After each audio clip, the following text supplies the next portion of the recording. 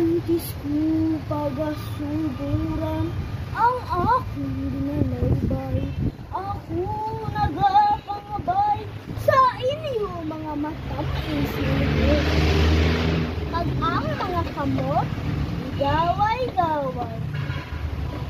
Batang sidlak, batang matatag, sa akong pagtindog, diri sa tunga, sa akong dugan, may ara siyang kakulba.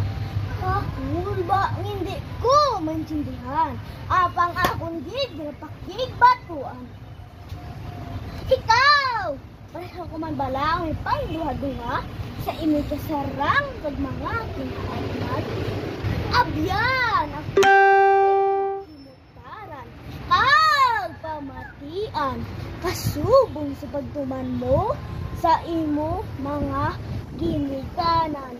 Sa una kong pagtapak, diri sa eskwelahan, kaputsayan akong kinaagyan. Mga letrang hindi ko masyadong kilala. Sa pagsulat, hindi ko makaya.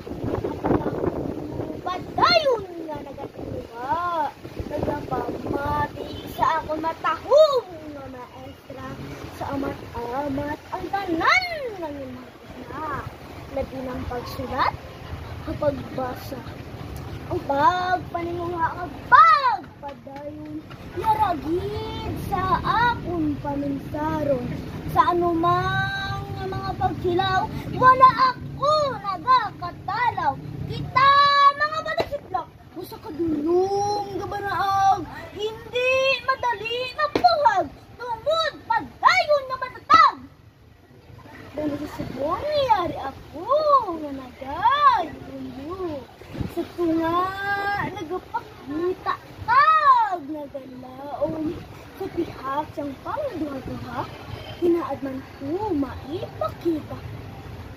Dali na kusubong ko nga mga bata, hindi magpakulba kag maghuya-huya, hindi magpakulba sa tunga kinaadman halin sa Ginoo at ipakita.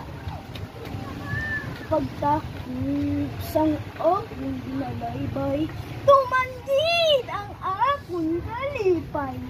Tungod ako nakamatian, nga ako isa ka batang sidlak, batang matataw. Yes. Good, very good. Wow. Excellent.